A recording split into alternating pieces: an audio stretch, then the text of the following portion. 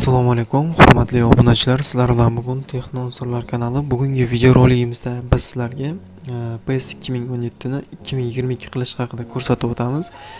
Bu video rolikni ko'radigan insonlarga aytadigan bo'lsam, aniqrog'i oxirigacha ko'rishingizni maslahat beraman. PS 2017 ni ko'taradi-yu, lekin patchlar o'rnatgandan keyin ko'tara olmaydi. O'shani inobatga olgan holda biz Hano patch bilan hamkorlikda 2 gigabaytli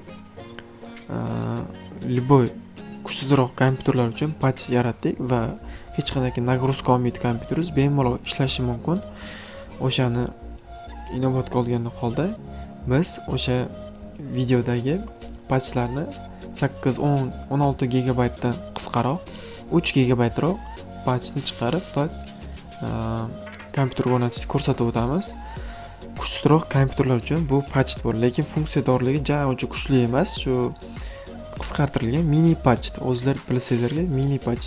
Xullas ko'p gapirgandan ko'ra videoni diqqat va e'tibor bilan ko'rishingizni maslahat beraman do'stlar. Qanunda bo'lmasam video rolikni boshladik do'stlar.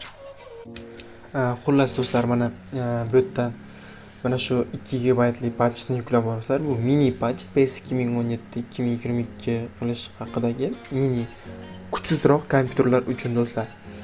Mana buni izvirich qilamiz do'stlar. Bemalol izvirich qilib bo'lgandan so'ng o'rnatishni o'rgatib ko'rsatib o'taman.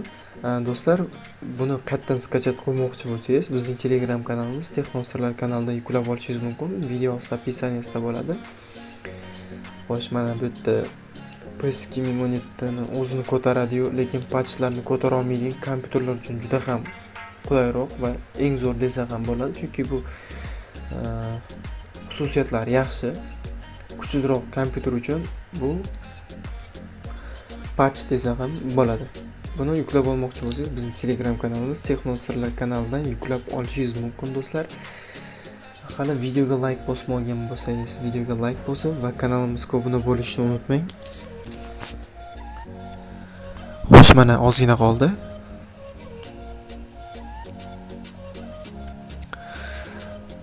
New Xtrave papkasiga kiramiz. Bu joydan downloadga kiramiz. Downloaddagi barchani patchlarni belgilab turib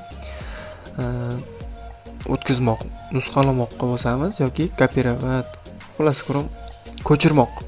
Downloadga o'tkazamiz. Download ichida mana patchlar yo'q. O'sha patchlarni ichiga tashlaymiz buni. Keyin chiqib ketamiz bu joydan. Generatorga kirib, generator bilasizlar, kanalimizda video rolik bor o'sha haqida. Xo'sh, generatorga kiramiz. Hozir 1 daqiqa. Xo'sh, kirganimizdan so'ng mana shu patchlar hammasini belgilaymiz va ko'rgan bo'lsangiz, hamma patchlarni generator bilan ishga tushirib olamiz. Okey. Bo'ldi, mana generator ishga tushdi. Endi qiladigan ishimiz Konami papkasiga o'tamiz. Bu joyda Konami papkasidagi save ichida narsa bor.